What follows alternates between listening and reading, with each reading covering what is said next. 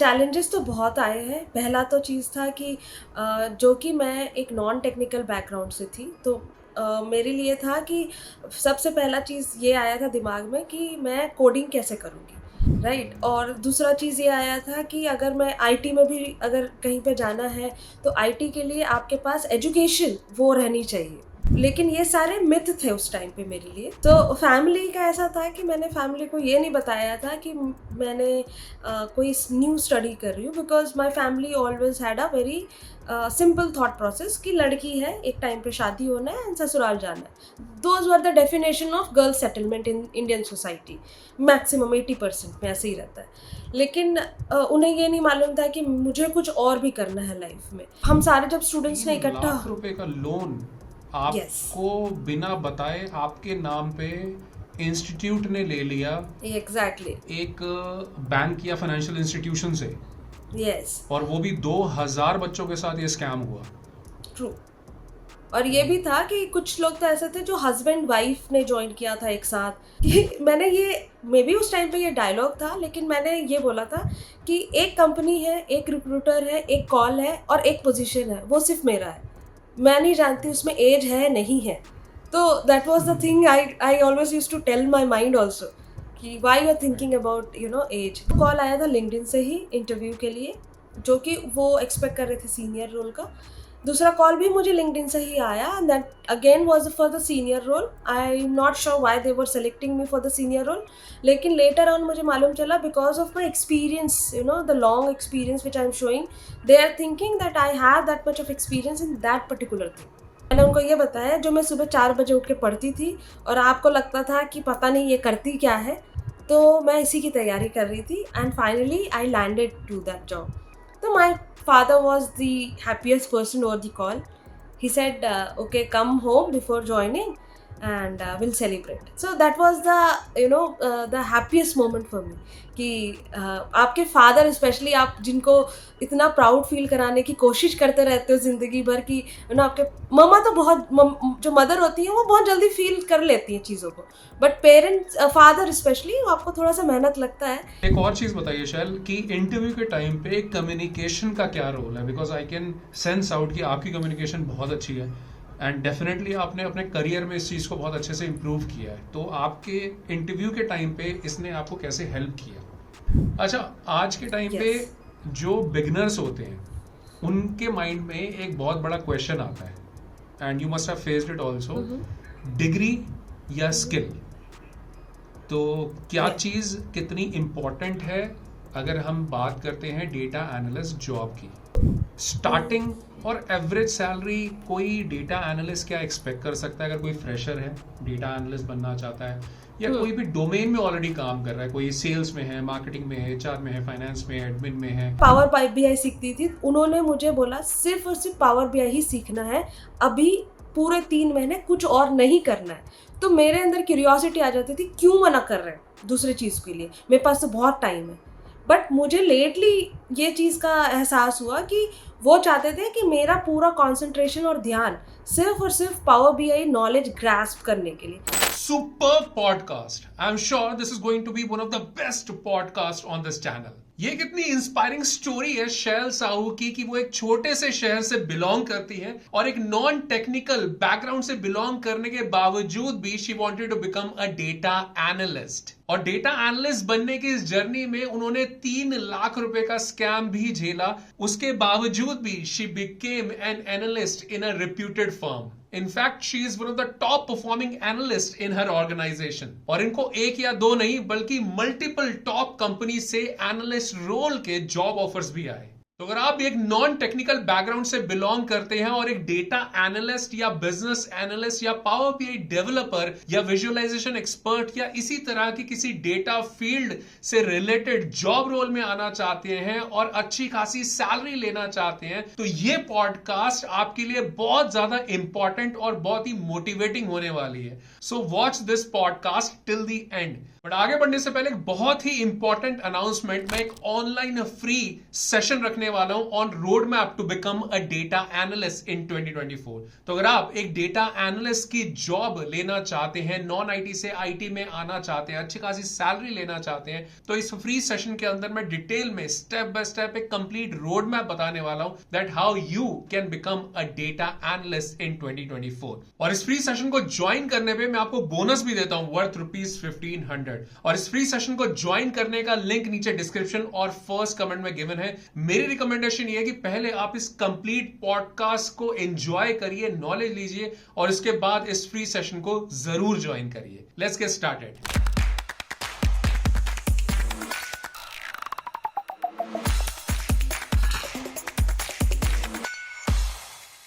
So Shail, thank you so very much. आज आपने हमें ज्वाइन किया इस पॉडकास्ट में। I am pretty much sure जितने भी लोग इस पॉडकास्ट को देख रहे हैं, this podcast is going to be very very helpful for those जो नॉन आईटी से आईटी में शिफ्ट होना चाहते हैं, डेटा एनालिस्ट बनना चाहते हैं या पावर बीआई डेवलपर की जॉब लेना चाहते हैं। उनके लिए बहुत ज्यादा हेल्पफुल होने वाली है। तो Shail, I would request you please introduce yourself. Hi, my name is Shell and first of all I would like to thank you कि मुझे ये प्लेटफॉर्म मिला अपने आप को और अपनी जर्नी को बताने के लिए।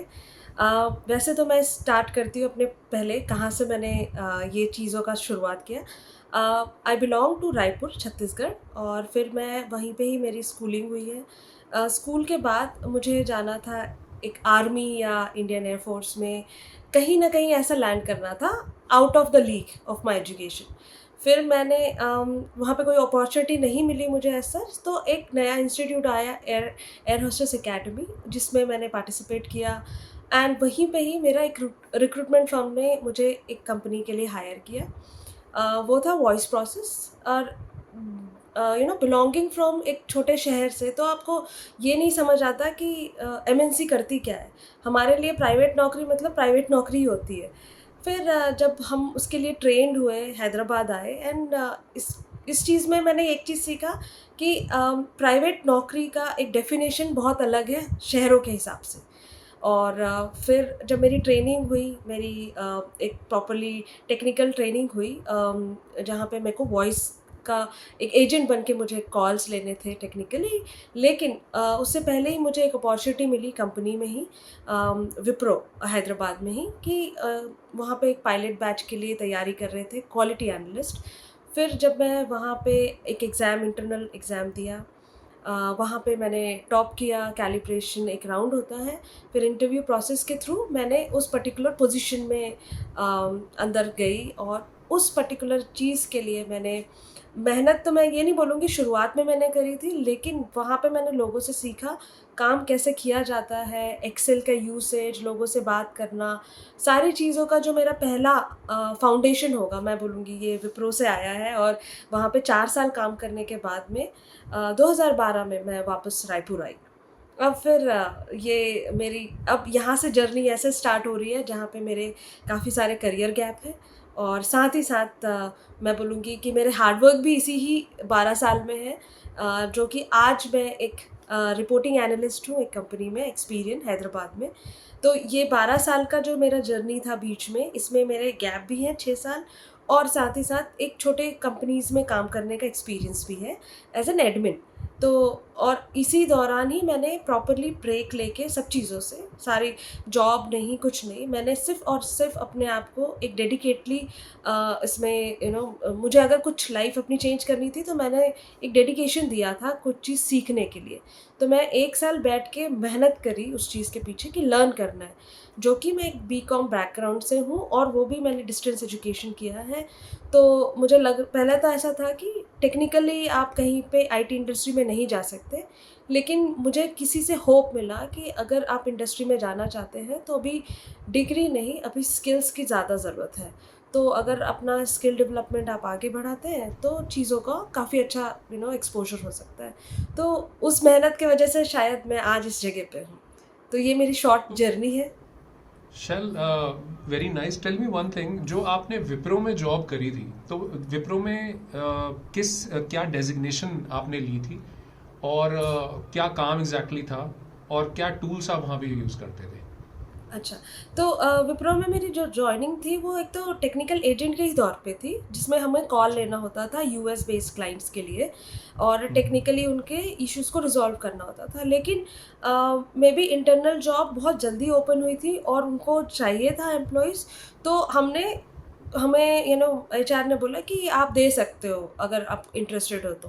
तो मैंने ओके। इंटरव्यू और कैलिब्रेशन जो राउंड दिया था वो क्वालिटी एनालिस्ट का था। तो क्वालिटी ओके। एनालिस्ट का रोल होता था कि how to monitor the calls, tell the agents about the compliances, process etiquettes and the protocols they have to follow, और फीडबैक। और मेनली टूल्स हम यूज़ करते थे एक्सेल, क्योंकि उस टाइम पे पावर बीआई और इस सब चीज़ों का तो नहीं था। लेकिन हाँ, हम मैक्रोस यूज़ किया करते थे। और ज़्यादातर हमारे टीम में एमआईएस के भी एजेंट्स होते थे जो हमको काफ़ी इंटरनल डेटा ला के दे देते थे। तो एक्सेल ही मेजरली यूज़ होता था हमारे लिए। So that job was had nothing to do with data analysis, right? No, nothing. अच्छा, वो कॉलिंग जॉब था। तो आपको फिर डेटा एनालिटिक्स के बारे में कैसे पता चला, एंड आपने इस डोमेन को चूज कैसे किया और क्यों किया? ओके, सो ये एक बहुत शॉर्ट सी जर्नी है जहाँ पे मैं हम्म। यूनिवर्सिटी में ही जॉब कर रही थी।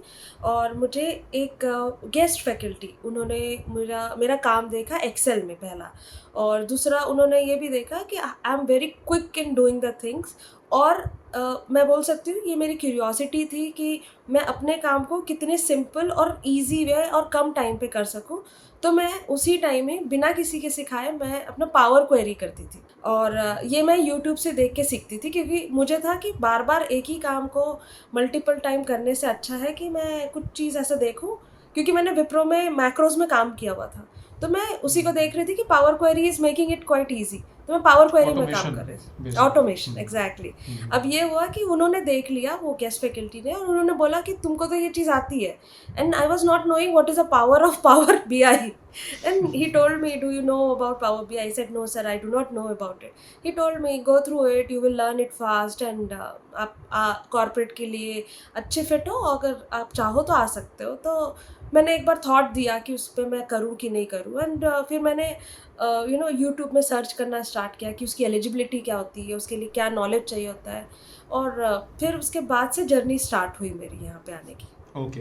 तो जब आप डेटा एनालिटिक्स में आना चाहते थे, जब आपकी ये हुँ, जर्नी स्टार्ट हुई, तो हुँ, आपने कोई डिफ़िकल्टी फेस करी हो? क्योंकि हमारे जो सब्सक्राइबर्स हैं, व्यूअर्स हैं, they also want to get into data analytics. वो एक अच्छा हुँ। करियर पाथ यहाँ बनाना चाहते हैं, अच्छी जॉब लेना चाहते हैं, हाई पेइंग जॉब लेना चाहते हैं। तो आपने कोई ऐसी डिफ़िकल्टी फेस करी हो, प्रॉब्लम फेस करी हो, जो वो उनको ना फेस करनी पड़े? थोड़ा सा आप अगर बता सकें। चैलेंजेस तो बहुत आए हैं। पहला तो चीज़ था कि जो कि मैं एक नॉन टेक्निकल बैकग्राउंड से थी, तो मेरे लिए था कि सबसे पहला चीज़ ये आया था दिमाग में कि मैं कोडिंग कैसे करूँगी, राइट? और दूसरा चीज़ ये आया था कि अगर मैं आईटी में भी अगर कहीं पे जाना है, तो आईटी के लिए आपके पास एजुकेशन वो रहनी चाहिए। लेकिन ये सारे मिथ थे उस टाइम पे मेरे लिए। और ये सब चीज़ें का क्लीयरेंस मुझे धीरे-धीरे आने लगा, क्योंकि जब मैं वैसे लोगों के साथ कनेक्ट होने लगी। तो दूसरा चैलेंज, बिगेस्ट चैलेंज ये था मेरे लिए कि मुझे हर किसी ने डिमोटिवेट किया ये बोलकर। पहला तो आपका एज क्राइटेरिया कि आप 30 प्लस हैं, तो शायद आपको अब जॉब नहीं मिल पाएगी एज़ एंट्री लेवल। तो कोई भी कंपनी देखती है कि यार एंट्री लेवल के लिए पास तो आउट्स को ले एज ले। बैरियर एक एज आपके बैरियर, माइंड में था। ठीक। दूसरा था एजुकेशन बैकग्राउंड, जो डिग्री हम बोल रहे हैं कि एक नॉन बीटेक और टेक्निकल। हाँ, नॉन टेक्निकल और ये सब चीज़ों का। और राइट। तीसरा चैलेंज मेरे लिए था कि अगर मैं बड़े जगह पे रहती हूँ, लाइक टियर 1 सिटी में रहती हूँ, मेट्रोपॉलिटन सिटी में रहूँगी, तो शायद मेरी एफिकेसी ज़्यादा रहेगी या अपॉर्च्युनिटी ज़्यादा मिलेगी rather than staying in a small city. तो मेरे लिए तीनों बैरिकेड बने हुए थे कि मेरा पता नहीं हो पाएगा कि नहीं। इनिशियली तो मेरे दिमाग में यही था, 3 बिगेस्ट चैलेंज थे। लेकिन ये सारे तीनों चैलेंज को मैंने ओवरकम किया। और जब मैं एक व्हाट वी कॉल फोकसफुली अगर मैं किसी चीज़ पे बैठी, तो मैंने ये सोचा कि ठीक है, अगर हमारे पास इंजीनियरिंग डिग्री नहीं है तो क्या हुआ? सीख लेंगे। तो दैट वाज़ माय एटीट्यूड कि अगर हम जो चीज़ हम 4-5 दिन में करते हैं, शायद मेरा नॉन टेक्निकल बैकग्राउंड की वज़ह से मैं उसे 10 दिन में करूँ, लेकिन कर लेंगे, there is absolutely. Nothing impossible, right? As barricade का मुझे किसी ने बोला, तो मैंने ये बोला कि मैंने ये मे बी उस टाइम पे ये डायलॉग था, लेकिन मैंने ये बोला था कि एक कंपनी है, एक रिक्रूटर है, एक कॉल है और एक पोज़ीशन है, वो सिर्फ़ मेरा है। मैं नहीं जानती उसमें ऐज है, नहीं है। तो that was the thing I always used to tell my mind also कि why you are right. Thinking about age, because when I used to see the examples of so many people who started after 60 years, तो मुझे लगा तो हमारा तो अभी 50% ही है। तो that is right. How I had overcome. अच्छा, आज के टाइम पे Shail, I have seen a lot of people are actually facing a lot of scams in the field of data analytics. और ये होता है जहाँ जिस फील्ड में कोई ट्रैक्शन आ जाता है, ठीक है, जिस फील्ड में अपॉर्चुनिटीज होती हैं, वहाँ स्कैमर्स भी आ जाते हैं। तो जब आपने एक डेटा एनालिस्ट बनने की सोची या जब आपने इस जर्नी को लेने की सोची, तो क्या आपने भी कोई स्कैम फेस किया, छोटा बड़ा कोई भी? मैं बोलूँगी मेरी जर्नी स्टार्ट ही हुई है एक स्कैंडल से ही। और जो कि एक एक एस्पिरेंट क्या करता है सबसे पहले, यूट्यूब ही में सर्च करता है, गूगल में ही सर्च करेगा कि पढ़ाई शुरुआत कहाँ से करनी चाहिए। तो मेरा भी वही था स्टेप फॉलो करने का, और जब मैंने फॉलो करना स्टार्ट किया तो पहला चीज़ मुझे मिला, एक टैगलाइन, उसमें लिखा हुआ था पे आफ्टर प्लेसमेंट, जो कि मेरी सैलरी उस टाइम काफ़ी कम थी। तो मुझे लगा कि आफ्टर प्लेसमेंट हमको पे करना है, तो चलो अभी एजुकेशन तो हम फ्री में ही मिल रहा है, तो टाइम बिंग चलो ले ही लेते हैं। तो सेफ मैंने रूट दिख रहा था। सेफ रूट एग्ज़ैक्टली बहुत पॉज़िटिव था, और ऐसा लग भी रहा था कि universe wants me to try it. And when I enrolled into it, the people there who used to call me, connect with me, they were very friendly, very cooperative. In fact, वो हर चीज़ों का process immediately करते थे, in fact in the midnight also. तो मुझे वो चीज़ अच्छी लगी कि काफ़ी अच्छी है, भले से ऑनलाइन है, but things are going good. 1-2 महीने तक के ठीक चली सब चीज़ें, then it is the classes stopped. फिर उसके बाद में हमें मालूम चला कि क्लासेस तो काफ़ी लोगों की चल ही नहीं रही, बैचेस पे थे हम। तो काफ़ियों की क्लासेस नहीं चल रही थी, और हम उम्मीद बना के रखे थे, तो ऐसा कर के 3-4 महीने हमारे पास हो गए। Then we started getting one of the notice from the financial company, और वो था लोन का नोटिस। अच्छा। हमें जब एक बार नोटिस आया, तो हमने वो इग्नोर कर दिया सारे स्टूडेंट्स, क्योंकि उसमें ऑलमोस्ट 2000 से ज़्यादा स्टूडेंट्स इन्वॉल्व थे। अब सबनों ने इग्नोर करा, may be because of the company, कुछ एरर होगा या कुछ सर्वर का इश्यू होगा, हमको ये नोटिस आ रहा है तो वी शुड इग्नोर इट। लेकिन जब सेकंड नोटिस आया सेकंड मंथ में, तो उसमें लिखा हुआ था कि अगर आप थर्ड नोटिस के पहले अपना पेमेंट नहीं करते हो, तो आपका सिबिल रेट ये वो बहुत थोड़ा-सा थ्रेटनिंग था वो नोटिस। तो हमें ऐसा लगा कि सारे स्टूडेंट्स ने जब बात किया एक दूसरे से, अपने ग्रुप में और ये सब में, तो लगा कि कुछ तो भी गड़बड़ चल रहा है, and then we started investigating about it. Finally हमने एक काम किया कि सारे स्टूडेंट्स ने एक ग्रुप बनाया, and then we started pressurising the things, how it should be going, कि कंपनी कैसे हमको स्कैंडल में लोन ले ली है वो हमारे हमारे नाम पे। Specially I would tell many people who are trying to get into this line कि ऐसे स्कैंडल्स होते हैं जहाँ पे आपके आईडीज़, स्पेशली आधार कार्ड, पैन कार्ड, वो लेते हैं एज अ फ़ोटो, लेकिन उस चीज़ को वो बहुत गलत तरीके से यूज़ करते हैं। और यही चीज़ हमारे साथ भी हुआ, उन्होंने हमारा वीडियो और आधार और पैन कार्ड के साथ लिया, उन्होंने इसी चीज़ को यूटिलाइज़ किया एक लोन कंपनी के साथ, और वो सारे अमाउंट उनके अकाउंट में चले गए। तो ये ऐसे टाइप के भी स्कैंडल्स होते हैं, और ये छोटा अमाउंट नहीं था, एक स्टूडेंट से अगर 3 लाख लोग हैं तो 2000 से ज़्यादा स्टूडेंट्स हैं, तो काफ़ी बड़ा अमाउंट था। तो हम सारे जब स्टूडेंट्स ने 3 लाख रुपए का लोन यस, आपको बिना बताए आपके नाम पे इंस्टीट्यूट ने ले लिया, एग्ज़ैक्टली, एक बैंक या फाइनेंशियल इंस्टीट्यूशन से, यस, और वो भी 2000 बच्चों के साथ ये स्कैम हुआ। ट्रू। और ये भी था कि कुछ लोग तो ऐसे थे जो हस्बैंड वाइफ ने जॉइन किया था एक साथ, कुछ तो ऐसे थे जो अब एक दोस्त है वो 4 दोस्तों को जॉइन करवाया था। ये ऐसा था कि आप चेन क्रिएट कर लिए हो, राइट? तो मतलब करोड़ों उसमें रुपए का स्कैम एक छोटी सी सिटी के अंदर ये चल रहा था बच्चों के साथ। Exactly, exactly. अब ये तो सब चीज़ें चल ही रही थी, साथ में ऐसा था कि आपके पास कोई कॉन्टैक्ट नहीं है कम्युनिकेशन का। आप स्टूडेंट्स ही कनेक्ट कर रहे हो, लेकिन कोई वहाँ के इंस्टीट्यूट वाले कोई भी कनेक्ट नहीं कर रहा है। एंड देन फाइनली एफआईआर हुआ, सब हुआ, and the police also cooperated with us, social media ने काफ़ी अच्छा रोल प्ले किया यहाँ पे कि चीज़ों को कैसे हम आगे बढ़ा सकते हैं और कैसे अवेयरनेस बढ़ाए इस चीज़ों का, and things worked positively and we got the notice from the loan institute कि आपका अब एनओसी है, ये सब चीज़ें स्कैंडल के तौर पे देखी जाएगी एंड ऑल दोस थिंग्स। तो उस टाइम पे हमको रिलीफ हुआ, और ये सब चीज़ें होने के दौरान मेंटल ट्रॉमा इतना था because of the pressurisation of money. यहाँ तक कि कुछ मेरे फ्रेंड्स थे जो मैरिड थी and they wanted to sell their ornaments just to pay the loan. तो ये यहाँ तक की चीज़ें भी आ गई थी, तो थोड़ा सा वो था सिचुएशन ऐसा कि लोगों को थोड़ा डरा भी देता है और काफ़ी लोगों की ना हिम्मत तोड़ देता है वो सिचुएशन। एब्सोल्युटली। और बिल्कुल, फिर पहला स्टेप अगर कोई करियर में लेना चाहे और वहाँ पे स्कैम हो जाए या इस तरह की कोई चीज़ हो जाए तो वैसी मोटिवेशन तो वैसे ही ख़त्म हो जाता है कि दुनिया में ट्रू। चल क्या रहा है। मतलब हम्म। कोई सच्चाई से कोई भी चीज़ करना चाहता है तो पहले ही उसको दबा देते हैं, रोक देते ट्रू हैं। True exactly. और स्पेशली आप एक एज के बाद एक हिम्मत जुटाए हो कुछ चीज़ नया करने का, और आपके साथ ऐसा कुछ हो जाता है तो आप कंप्लीटली ब्रेक डाउन कि अब तो शायद मेरे से हो नहीं पाएगा। लेकिन मुझे लगा कि जो कि मुझे ना एक एक अंदर से होप था कि अगर मैं कुछ चीज़ को पकड़ी हूँ तो आगे बढ़ाती हूँ, let me go ahead and learn the things. तो मैंने फिर स्टार्ट किया मई से 2023 कि मैं अपना यूट्यूब से ही पढ़ना स्टार्ट करूँ, मैं कहीं पे भी एक भी पैसा नहीं दूँगी और मैं सिर्फ यूट्यूब से ही पढ़ूँगी जो भी, क्योंकि हमारे पास काफ़ी रिसोर्सेज रहते हैं ऑनलाइन में, लेकिन हम इतने इन्वॉल्व हो जाते हैं ना एक ही चीज़ को कंटिन्यूअसली ड्रिल करने में कि हम टाइम वेस्ट करते हैं। और फिर भरोसा जब एक बार टूट जाता है तो वो बहुत मुश्किल एग्जैक्टली। होता है वो ट्रस्ट बिल्ड करना किसी के भी ऊपर एक्चुअल में। कि कहते हैं ना, दूध का झला जो है छाछ भी फूक फूक के पीता है, वो ट्रू वही वाली ट्रू। बात हो जाती है।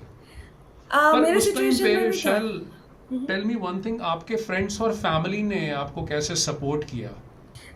ओके। सो फैमिली का ऐसा था कि मैंने फैमिली को ये नहीं बताया था कि मैंने कोई न्यू स्टडी कर रही हूँ, because my family always had a very simple thought process कि लड़की है, एक टाइम पे शादी होना है एंड ससुराल जाना है। Those were the definition of girl settlement in Indian society.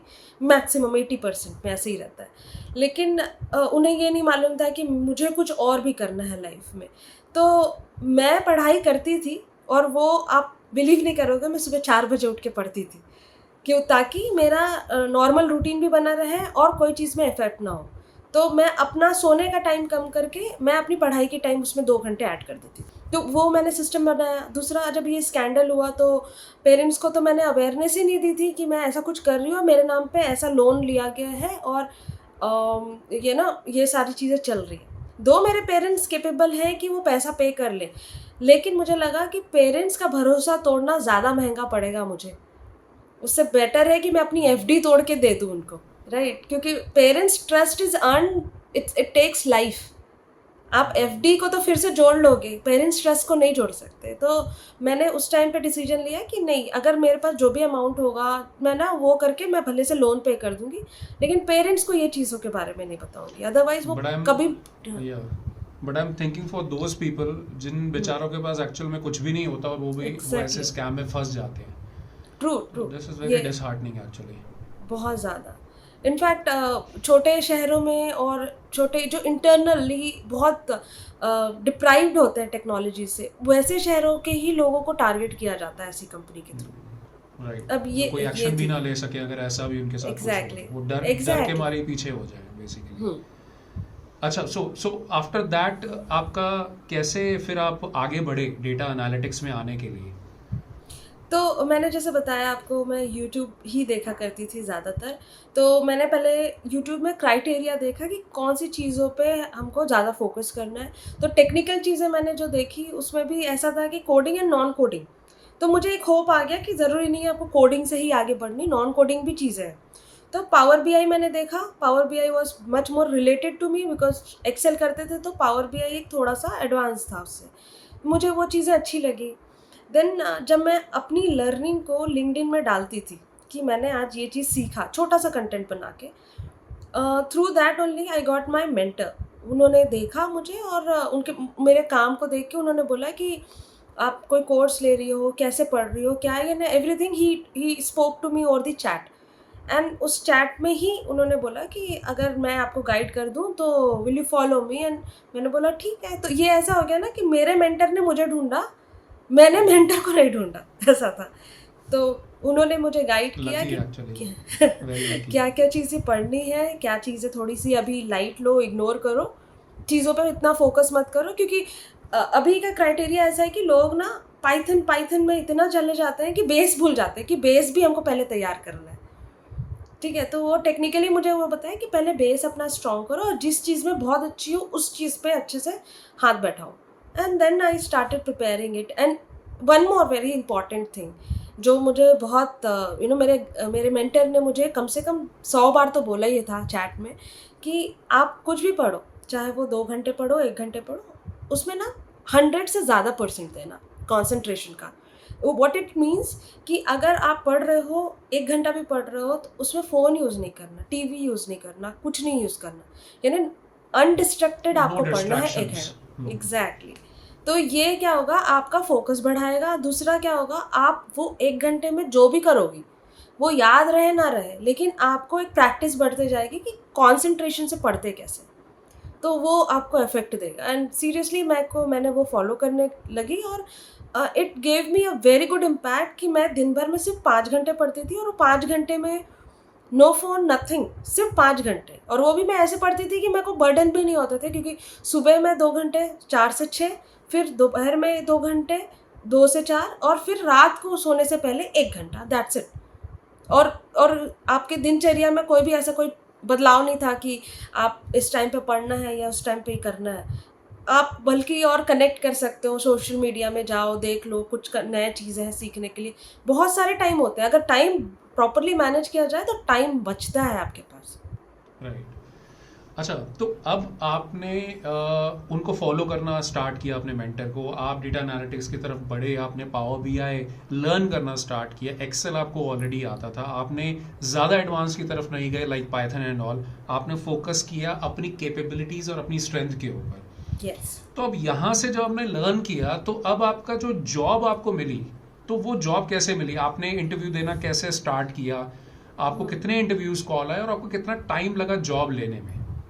Okay, जैसे ही मैं अपना लिंक्डइन में अपना लर्निंग डालती थी, पोस्ट बना के छोटे-छोटे ही, और एक ऐसे ओपन जो कॉम्पिटिशन्स होते थे, लाइक रिज्यूमे कॉम्पिटिशन हो गया या कोई भी डेटा का कॉम्पिटिशन होता, मैं ऐसे ही नॉर्मली पार्टिसिपेट करती थी। अब उसमें ऐसा हो गया था कि लोगों को ऑब्जर्वेशन में मैं आ गई थी ऑलरेडी, क्योंकि मुझे मैसेजेस आते थे कि what you are doing and all those things. तो मुझे एक पहला तो कॉल आया था लिंक्डइन से ही इंटरव्यू के लिए, जो कि वो एक्सपेक्ट कर रहे थे सीनियर रोल का।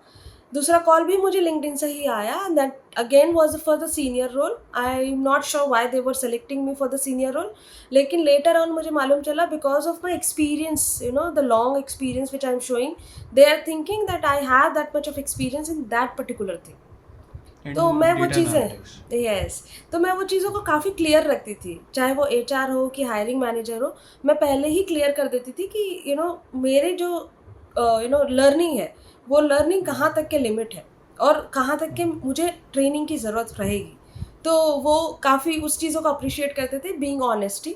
फिर दूसरा ये चीज़ हुआ कि मुझे लिंक्डइन के ही थ्रू कॉल आया फॉर एक फ्रीलांसिंग के लिए, फ्रीलांसिंग टेक्निकल ट्रेनिंग के लिए। फिर जब मैंने वो स्टार्ट किया फ्रीलांसिंग, तो फ्रीलांसिंग मेरी चली रही थी, एंड साथ ही साथ मैं बैठ के अपनी नौकरी इधर-उधर पे थोड़ा बहुत डालती थी। यानी it was never a regress for me, क्योंकि एक चीज़ मैंने हमेशा से अपने लिए सेट रखी थी। मैंने टाइम सेट नहीं रखा था कि मुझे कब तक के नौकरी चाहिए, क्योंकि आपने कोई चीज़ का लाइन खींच देना मतलब क्या होता है, आप अपने आप को लिमिट कर लिए उस टाइम तक के, टाइम फ्रेम तक। राइट। ठीक है? तो मैंने था कि मैं लर्न करते रहूँगी जब तक कि मुझे जॉब ना मिल जाए।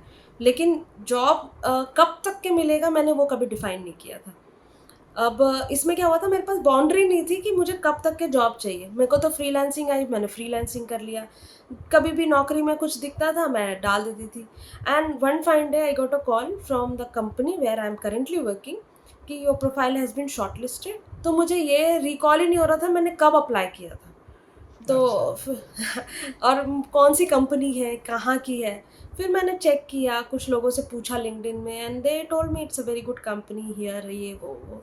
तो मेरे को लगा चलो देते हैं, कंपनी छोटी हो बड़ी हो कोई भी हो, इंटरव्यू दोगे तो आपको एक कॉन्फिडेंस भी बढ़ता है, दूसरा आपका एक्सपीरियंस भी बढ़ता है इंटरव्यू देने का, और लोगों से बात करने का मौका भी मिल जाता है। तो that is what my first official interview started with my desired role, और विथ मेरे एक्सपीरियंस के उसमें से। तो जब मेरा पहला इंटरव्यू हुआ, वो भी एक छोटे से शहर में थी मैं, फ्रीलांसिंग प्रोजेक्ट के लिए। और जब मैं डेटा से ही, फ़ोन के डेटा से ही मैंने कनेक्ट किया था उनसे, एंड वेरी फ्रेंडली पीपल, और सब यूके के बेस्ड की कंपनी थी ये सब। और सारे लोगों ने मेरा पहला राउंड लिया, काफ़ी अच्छा चला, लंबा। और मुझे ये चीज़ का एक अनुभव हुआ था उस टाइम पे कि ज़रूरी नहीं है हर किसी इंसान को टेक्निकल ही ज़रूरत है। काफ़ी कंपनीज़ में आप देखा जाता है कि उस कंपनी में काम करने के लिए वो ये देखते हैं कि कल्चरली आप फिट है कि नहीं उस कंपनी के लिए, आप ट्रेनेबल हैं कि नहीं उस चीज़ों के लिए। अगर नहीं है तो वो ट्रेन कर सकते हैं। लेकिन अगर जिस इंसान के अंदर जैसे आप ऑर्गेनाइजेशनल बिहेवियर ही नहीं है, तो वो सिखाएंगे नहीं आपको, आपको सीख के आना ही है। तो ये बेसिक बेसिक चीज़ें मुझे चीज़ें अच्छी लगी कि ये चीज़ें जाननी चाहिए। और शायद मैंने प्रीवियसली वर्क किया हुआ है लोगों के साथ, तो मेरे अंदर वो चीज़ें आ गई हैं। तो मैं तो हमेशा बोलती हूँ कि जो नए भी होते हैं बच्चे, कम से कम आप इंटर्नशिप लो, किसी के अंडर काम करो, तो ही सीख पाओगे ये सारी चीज़ों को। क्योंकि बुकिश नॉलेज में कुछ अभी नहीं मिल पाएगा वैसा, कि how to learn the behaviour. मतलब घर से बाहर निकलो एक्चुअल में, और जो भी एक्चुअली। अपॉर्चुनिटी है उसे लेते चले जाओ, because I think early years of any person should be the learning years, we should not या look at the money. True. At least 25th year तक जब आप पहुंचते हो तब तक तो आपकी सिर्फ लर्निंग ही लर्निंग होनी चाहिए। और ट्रू। कुछ ऐसे ट्रेड्स होते हैं जो कि सिर्फ ग्राउंड लेवल पे उतर के ही हमें समझ में आते हैं, और वो भी बाद में एग्जैक्टली। एक्चुअल में पता चलते हैं। वेरी सही। नाइस। तो I I I know that it would be a very good job opportunity जो आपको मिली। आपका I am very much sure that आपका सैलरी का भी बहुत अच्छा रहा होगा। तो इस सब के दौरान में how did your parents felt about your achievement? मैं ये चीज़ बोल सकती हूँ कि जब मैं रायपुर में थी 12 साल तक के, तो उनको पता ही नहीं था मैं करती क्या हूँ। उनको ये था कि हाँ, ये कुछ तो भी पढ़ते रहती है, इसको आगे ही पढ़ना रहता है।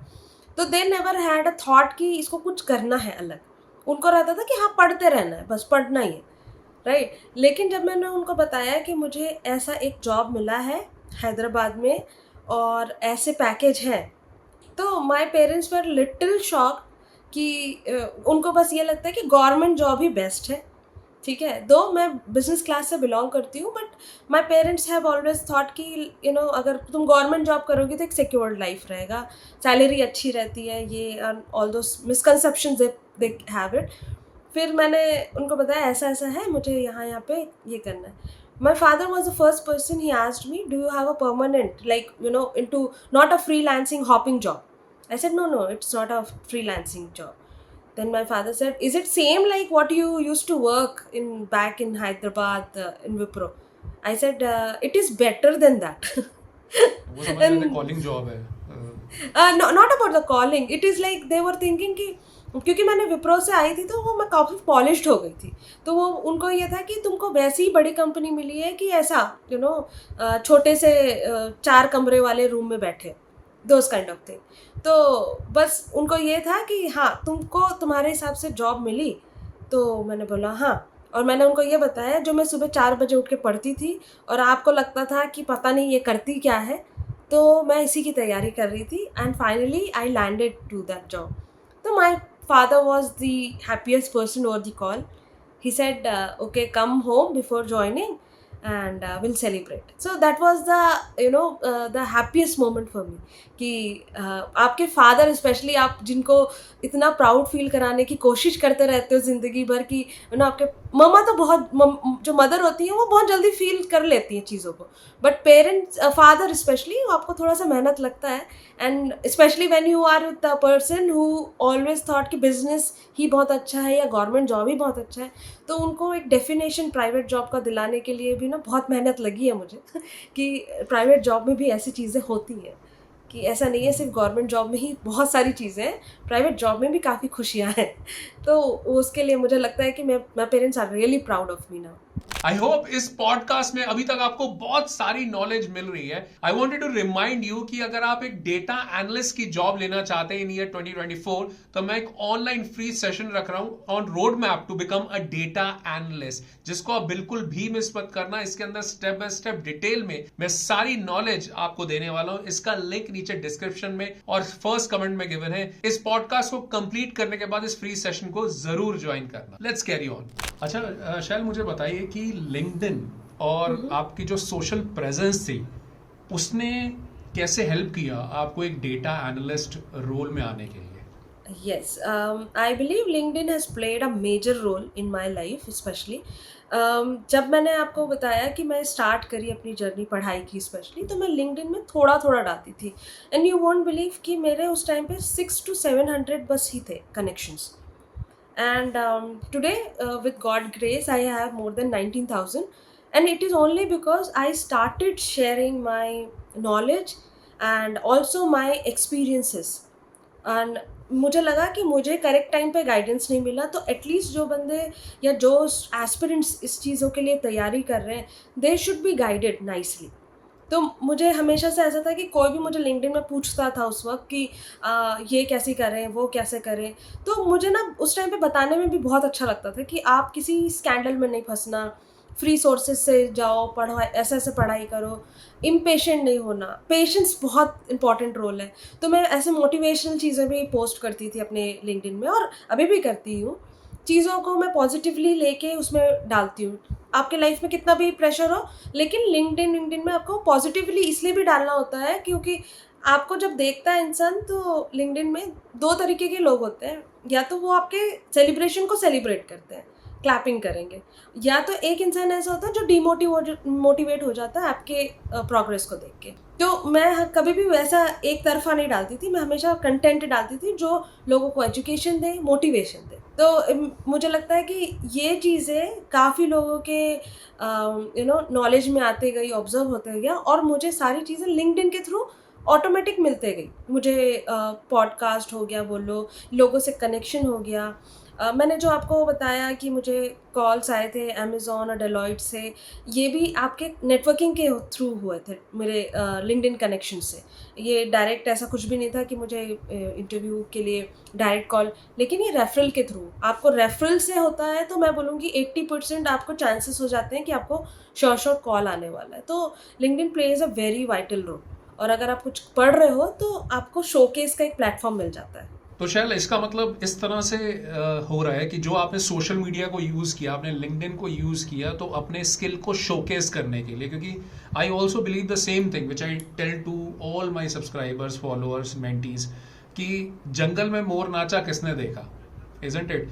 कि आपके पास स्किल है हमारी तरह। मैं ये खुद के लिए भी मानता हूँ कि हज़ारों लोग मेरे से बेटर हैं जिस चीज़ में मैं हूँ, लेकिन जब तक हम लोगों तक ये बात पहुंचाएंगे नहीं कि हम इस चीज़ के अंदर बेटर है, उस चीज़ का कोई फ़ायदा नहीं है। तो आज के टाइम पे कोई भी जॉब लेना चाहता है, किसी भी फील्ड में जाना चाहता है, कोई बिगनर है या करियर के किसी भी लेवल पे है, अगर आपको ज़्यादा अपॉर्चुनिटीज़ चाहिए, start telling people, start telling the outer world कि आप में ये कैपेबिलिटीज़ हैं।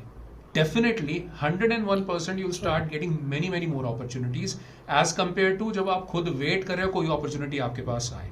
Isn't it shall? Exactly, yes yes, I totally agree with you. The same thing कि आपको अगर अपॉर्चुनिटी क्रिएट करनी है अपने लिए, तो आपको शोकेस करना ही चाहिए अपनी अपनी लर्निंग को। आप जो भी चीज़ नया कर रहे हो, वो लोगों को जब तक कि पता ही नहीं चलेगा, they will never approach you. तो मुझे लगता है अपनी self branding is very very very important. Important, very important. अच्छा, एक चीज़ मुझे और बताइए शैल, जब आपने लिंक्डइन का यूज़ किया, अपने सोशल प्रेजेंस का अच्छे से यूज़ किया, तो आपको कौन सी कंपनी से अपॉर्चुनिटीज मिलना स्टार्ट हुआ for the role of data analyst? तो ये था कि अगर मैं बोलूँगी कि मुझे कंपनी है नेट क्रैकर, वहाँ के हायरिंग मैनेजर से ही कॉल आया था। पहले तो मुझे उन्होंने अप्रोच किया लिंक्डइन पे and through the message, and जब मैंने उनसे बात किया, और उन्होंने बोला कि let me go ahead and discuss with my people because they need it, the person like you. तो वो मेरा पहला कॉल था। मुझे नहीं मालूम था कि वो किस बेसिस पे मुझे एक रोल ऑफ़र कर रहे हैं, क्योंकि मुझे तो ऐसा लगता था कि डेटा एनालिस्ट मतलब कि एक बेसिक चीज़ होगा। बट ऐसी चीज़ें हो गई कि when I started going ahead, मुझे मुझे मालूम चला कि वो देख रहे हैं मेरे प्रीवियस एक्सपीरियंसेस को एज़ अ सीनियर रोल। तो वो मैंने उनको बहुत क्लियर किया उस चीज़ों पे कि ऐसा नहीं है, मैं इस चीज़ों पे ट्रांज़िट करी हूँ, यानी करियर को मैंने अपना ट्रांज़िट किया हुआ है, तो मेरे पास प्रैक्टिकल एक्सपोज़र नहीं है उतना ज़्यादा। तो they had a thought and they said good that you being very honest. Otherwise कोई ऐसा होता है ना, तो जनरली वो क्या करते हैं, they try to grab the position and start creating their fake stories. तो मैंने बोला if I still fake it, I will not be able to sustain anywhere. तो बेटर कि मेरे फाउंडेशन अगर क्लियर हो और फाउंडेशन स्ट्रांग हो स्पेशली, तब मैं आगे जाके भी अगर मैं कहीं ऊंचाई पे भी खड़ी होती हूँ, तो I will be able to be very much happy to see my progress, अगर मैं कहीं पे जंप डायरेक्ट करती हूँ उससे अच्छा। तो वो था एक नेट क्रैकर का। फिर मुझे डेलॉइट से कॉल आया था, that was again the interview round. तो मैंने इंटरव्यू दिया था उसका properly, but again it was a senior role, और ये थ्रू रेफरल आया था मुझे। तो रेफरल मतलब कि वही लिंक्डइन से ही रेफर होके आया था। और मैंने ये मैं आपको एक और चीज़ का बता देती हूँ, अमेज़न का। तो ये भी मुझे लिंक्डइन से रेफर होके आया था। एग्जैक्टली। अच्छा शैल, यस। आजकल एक टर्म बहुत इन है which is creating an ATS friendly resume. So आपका उसके ये ऊपर टेक क्या है? What do you think why it is very very what is it by the way, and why it is important for a person who would like to get into data analytics? तो देखिए, ATS resume क्या हो जाता है ना कि आपको एक ऑटोमेशन है ये, रिज्यूमे को आपको स्क्रूटनाइज़ करने के लिए। पहले के ज़माने में अगर सिंपल लैंग्वेज में बोलूँ, तो आपके पास एप्लीकेशन आया, आप हर चीज़ को पढ़ोगे, हाइलाइट कर दोगे और देन आप स्क्रूटनाइज़ करते हो अलग-अलग डिपार्टमेंट पे, और या फिर रिजेक्ट करते हो। लेकिन आजकल वही चीज़ें ऑनलाइन हो गई हैं। आपके पास प्रॉपर्ली टूल है, जिसमें आप जितना भी रिज्यूमे डालते हो, वो एटीएस टूल ही आपका बाइफरकेट कर देता है कि इस बंदे के अंदर इतने स्किल्स हैं कि नहीं है तो रिजेक्ट कर देगा। जिसके अंदर मिनिमम रिक्वायरमेंट है, उनको अलग-अलग ब्रैकेट में डाल देता है कि ये 75% है, ये 50% है, दोज़ काइंड ऑफ थिंग। अब ये एचआर के लिए बहुत ईज़ी हो गया है, बिकॉज़ अगर कोई पोज़ीशन होती है, आपने रिसेंटली भी न्यूज़ में देखा होगा ना कि पोज़ीशन है 2000 की, एप्लीकेंट है 25,000। तो अब वो एचआर के लिए हैवॉक राइट। हो जाता है सिचुएशन कि कैसे हैंडल करें। तो ये एटीएस रिज्यूमे जो सिस्टम है, it makes your life quite easy, specially from the point of view of HR. Secondly, हमको भी मालूम चलता है कि हमको रिज्यूमे कैसे बनाना है, कंपनी में रिक्वायरमेंट क्या है। क्योंकि आजकल कंपनी वो 2-3 पेजों का रिज्यूमे नहीं देखती हैं, दे बेसिकली सी कि आपके अंदर वो स्किल्स है कि नहीं है, आपके अंदर वो एक्सपीरियंस है कि नहीं है, आपने कुछ प्रोजेक्ट पे काम किया है कि नहीं, बस और कुछ नहीं। ठीक है? तो ये चीज़ का भी मुझे नॉलेज जर्नी के दौरान ही आया, और मेरे को लिंक्डइन के थ्रू ही समझ आया कि लोगों के ऐसे डिमांड्स हैं। तो मैंने एक बंदे से कनेक्ट किया था उसमें, और वो बहुत अच्छे पेप्सिको के बंदे हैं, and he guided me through कि एटीएस रिज्यूमे का एक्चुअली वैल्यू कैसा है मार्केट में। तो he gave me the entire detail about what is and why it is used. तो the company need one pager resume, जहाँ पे आपके नाम, ईमेल और कम्युनिकेशन क्लियर रहने चाहिए। सेकेंडली, वो देखते हैं कि आपके एक्सपीरियंस क्लियर होने चाहिए। थर्डली, वो देखते हैं कौन-कौन से आपके टूल्स हैं, टेक्निकल टूल्स में आपने काम आता है आपको। फोर्थ, प्रोजेक्ट्स कौन-कौन से किए हैं। राइट। वो ये नहीं देखते कि आपने 15 साल के में जर्नी में कौन-कौन सी में क्या-क्या काम कर लिए हो, हर एक-एक चीज़ के डिटेल नहीं देखते। वो तो आप ड्यूरिंग इंटरव्यू आप बता सकते हो। लेकिन आपको जब एटीएस रिज्यूमे बनाना होता है, तो वो रिकमेंड करते हैं वन पेजर हो। अगर आपके पास 10 साल से ज़्यादा एक्सपीरियंस है, तो maybe it goes to 2 years of experience, लेकिन आप एक पेज में काफ़ी सारी चीज़ें कर सकते हो, and it should be a concise one, it shouldn't be the paragraph. वो प्रॉपर्ली आजकल तो एआई टूल्स भी आ गए हैं, जहाँ पे आप एटीएस रिज्यूमे क्रिएट कर राइट। सकते हैं मेनी अपने टूल्स लिए। Are available online. Simply search करेंगे yes, ATS, yes, yes. Want to create my CV ATS friendly, तो बहुत सारे टूल्स आते हैं। एग्ज़ैक्टली। मैं अक्सर अपने वीडियोस में बताता हुँ, रहता हूँ ये चीज़। Very nice. हुँ। अच्छा, मुझे एक और चीज़ बताइए शैल, कि इंटरव्यू के टाइम पे कम्युनिकेशन का क्या रोल है? Because I can sense out कि आपकी कम्युनिकेशन बहुत अच्छी है, एंड डेफिनेटली आपने अपने करियर में इस चीज़ को बहुत अच्छे से इम्प्रूव किया है। तो आपके इंटरव्यू के टाइम पे इसने आपको कैसे हेल्प किया? आई वुड से कि हम चीज़ कभी कभी क्या होता है ना, हम ओवरलुक करते हैं बहुत सारी चीज़ों को। फॉर एन एग्जाम्पल, हम टेक्निकल फील्ड में टेक्निकल की ही बात करते हैं। हम ये नहीं देखते उस जगह पे हमको सस्टेन तो कम्युनिकेशन के बेस पे ही होना है।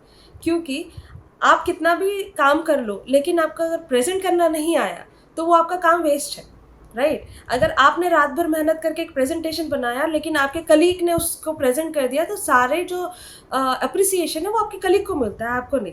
तो मुझे लगता है communication plays a vital role in every field. अब कम्युनिकेशन का लोगों का डेफिनेशन कैसा है ना, कि कम्युनिकेशन मतलब इंग्लिश ही बोलना आना चाहिए। मैं बोलूँगी, मैं कोई बायस नहीं हूँ उस चीज़ के लिए। आपको अगर हिंदी बोलना आता है तो आपको हिंदी भी बहुत अच्छी आनी चाहिए, इंग्लिश बोलना आता है तो आपको इंग्लिश भी अच्छी आनी चाहिए, ठीक है? अब आप जिस फील्ड में हो, मे बी आप दूसरे उस फील्ड में हो, तो आपको उस लैंग्वेज में कमांड होना चाहिए, राइट? अब मैं जो कि आईटी इंडस्ट्री की बात कर रही हूँ, तो हम यहाँ पे जो ज़्यादातर क्लाइंट्स होते हैं वो फॉरेन फॉरेन कंट्रीज़ के होते हैं। आपको कम्युनिकेट कैसे करेंगे? हर बार कोई रहेगा नहीं आपके साथ कि आपको डायरेक्ट कम्युनिकेशन कर बनाना पड़ता है आपके क्लाइंट के साथ, आपके सीनियर्स के साथ, आपके लीड्स के साथ। और आपकी कम्युनिकेशन तो वहाँ पे वाइटल रोल है, बिकॉज़ आपको हर चीज़ें अपने बातों से, अपने शब्दों से ही समझाना है। आप हर बार चैट जीपीटी खोल के नहीं बोल सकते कि इस चीज़ का आंसर ये रहेगा। आपको स्पॉन्टेनियस रहना है उस जगह पे। तो communication plays a vital role in any place in corporate. Right, very nice, thank you so much.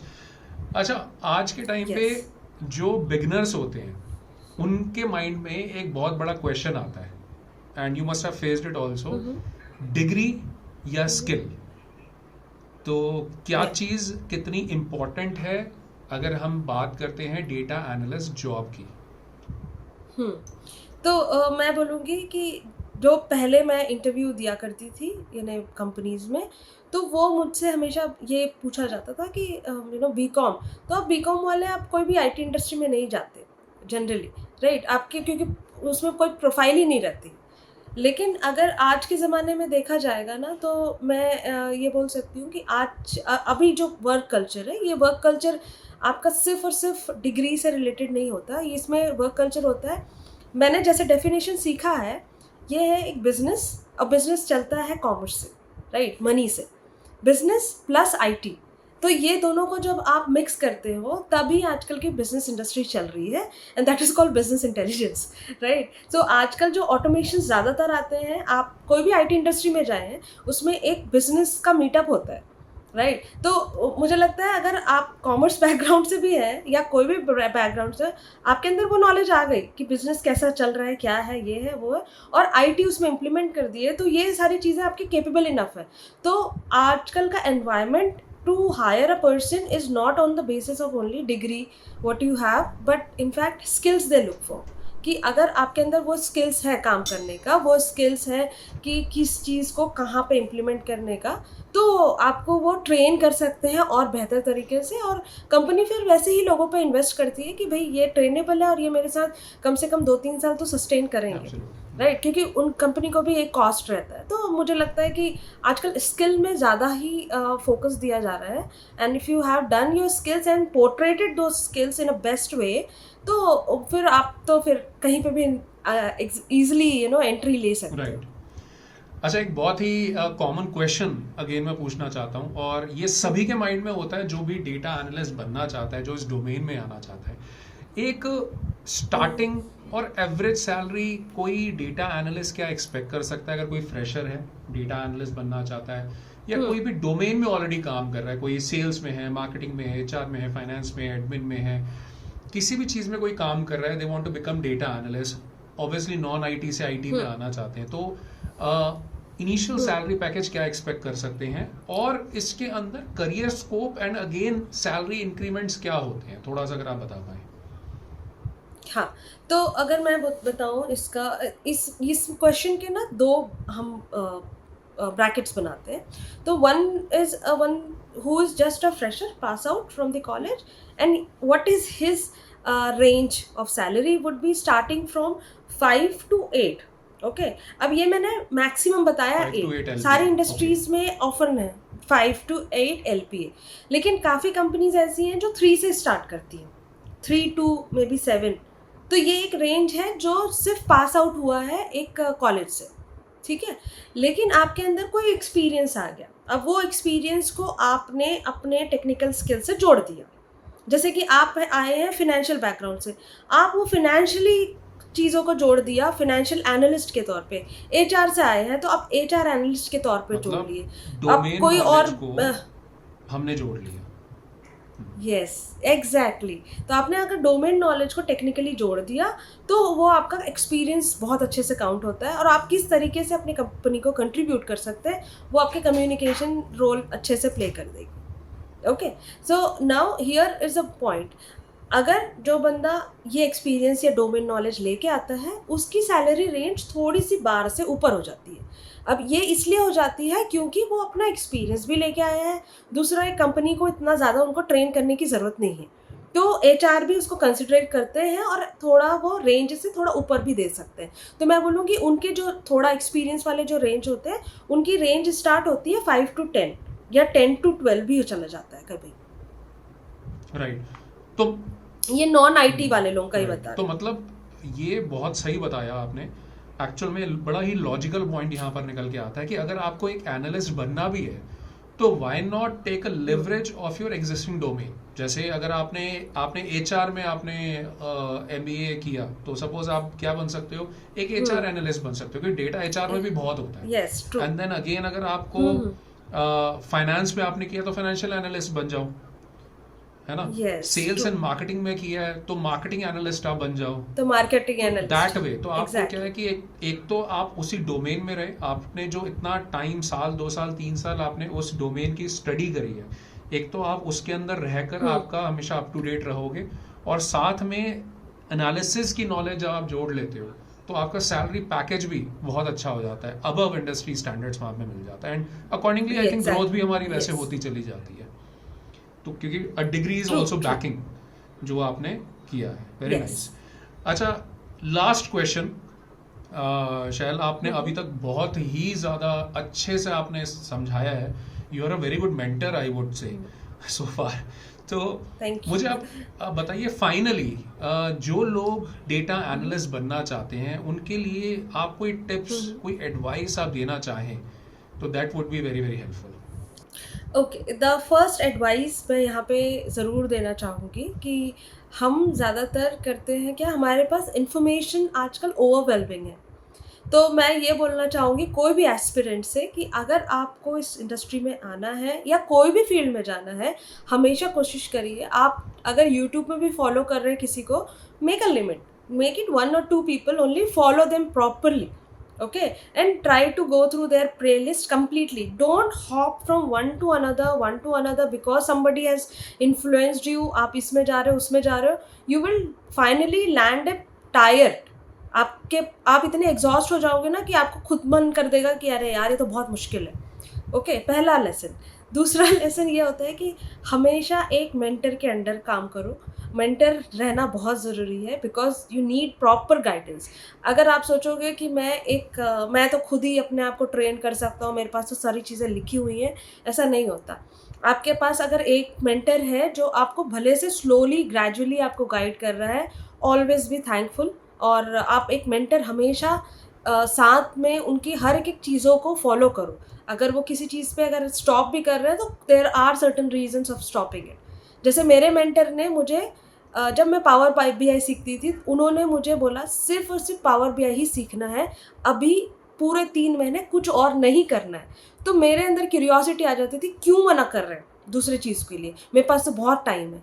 But मुझे लेटली ये चीज़ का एहसास हुआ कि वो चाहते थे कि मेरा पूरा कंसंट्रेशन और ध्यान सिर्फ और सिर्फ पावर बीआई नॉलेज ग्रास्प करने के लिए। फिर उन्होंने मुझे अलग 3 महीने दिया कि सिर्फ और सिर्फ एसक्यूएल सीखना है। तो ये सब मेंटर के अलग अलग टेक्निक्स होते हैं सिखाने के, तो आप अपने मेंटर हमेशा रखें। तीसरा चीज़ बहुत इंपॉर्टेंट है, always believe in to self branding. क्योंकि आपके पास अगर ब्रांड नहीं आते तो आपको ब्रांड खुद बनना पड़ता है। तो always be self branding in the sense, आप प्लेटफॉर्म्स यूज़ करें, लिंक्डइन एंड नेटवर्क अच्छा बनाए, वहाँ पे अपने चीज़ों को अच्छे से प्रेजेंट करें, शोकेस करें, और try to be creative enough कि आप अपनी चीज़ों को कैसे वहाँ पे पोर्ट्रे कर सकते हैं। मैं ये नहीं बोलूँगी उसे आप social media as a Facebook या इंस्टाग्राम बना दें, लेकिन वो प्लेटफ़ॉर्म आपके एजुकेशनल के लिए, तो आप जो भी सीखें उसे पोस्ट करें। और 4th वेरी इंपॉर्टेंट, इंटरव्यू के लिए अगर आप कभी भी जा रहे हैं तो कभी भी अनप्रोफेशनली नहीं जाना है, क्योंकि अभी मैंने ये चीज़ों को देखा है कि बच्चे जो नए एस्पिरेंट्स हैं, दे थिंक दैट अरे ये तो ऑनलाइन हो जाता है, ये हो जाता है, वो हो जाता है। वेदर इट इज़ ऑनलाइन और offline, you believe in your mind, it is having an impact of professionalism on it. Always be professional enough. Try to take the feedback from the HR over the what we call over the follow-up email or any of the LinkedIn, whatever, but always have a polite approach of following up, जो कि LinkedIn में भी आप बहुत अच्छे से कर सकते हो। नेवर बी impatient on, किसी के पीछे नहीं पड़ जाना है, आप मुझे ये बताओ, वो बताओ, ये करो। Have a proper patient and politeness into you. And 5th and very important, आप सारी चीज़ें पढ़ लो, लेकिन अगर आपका कम्युनिकेशन या सॉफ्ट स्किल अच्छी नहीं है, तो मैं बोलूँगी आपके ना ऑलमोस्ट 20% माइनस हो जाते हैं वहाँ पे। तो अपने कम्युनिकेशन को बहुत अच्छा रखें, अपने सॉफ्ट स्किल्स को बढ़ाएँ। तो ये 5 टिप्स मैं देना चाहूँगी सारे एस्पिरेंट्स को। Thank you so much Shail, thank you so much. आपने बहुत ही अच्छे से डिटेल में समझाया and I am pretty much sure जितने भी व्यूअर्स अभी तक हमारे साथ बने हुए हैं, टिके हुए हैं, जिन्होंने अभी तक चीज़ों को समझा है, they will grow in life. Because जो आपने टिप्स दी हैं, जो आपने इंसाइट्स बताए हैं, अभी तक हमने बहुत डिटेल में डिस्कशन किया, जो चीज़ें अभी तक आपने बताई हैं, these are going to be very very useful for each and every one out there. So मेरे दिल से आपको बहुत बहुत शुक्रिया, क्योंकि आपकी इस नॉलेज की वजह से मुझे पता है कि बहुत से लोग लाइफ में आगे बढ़ने वाले हैं। So thank you so very much दिल से वंस अगेन कि आप आज हमारे साथ जुड़े और ये सारी चीज़ें हमारे साथ डिस्कस करें। Thank you so much sir for giving this opportunity. और मुझे, अगर एक भी इंसान अगर इस पॉडकास्ट को देख के कुछ इम्प्रूवमेंट आता है, तो it is very big achievement for me as well. क्योंकि अगर कोई किसी किसी इंसान से बिना मिले इंस्पायर होके कुछ काम करने लगे, तो इट्स इनडायरेक्टली अ ब्लेसिंग्स। सो और हम्बल रहना तो हमेशा हमारा इंडियन कल्चर है भी, लेकिन हमेशा हम्बल रहो, ये that is something I always believed in to. आपके पास नॉलेज कितना भी ऊंचा हो, but being humble to your self as well as being humble to the people who is around you to learn with you. So that absolutely, is I have learned all the time. Thank you my so pleasure. Much for the thank you time. Shell.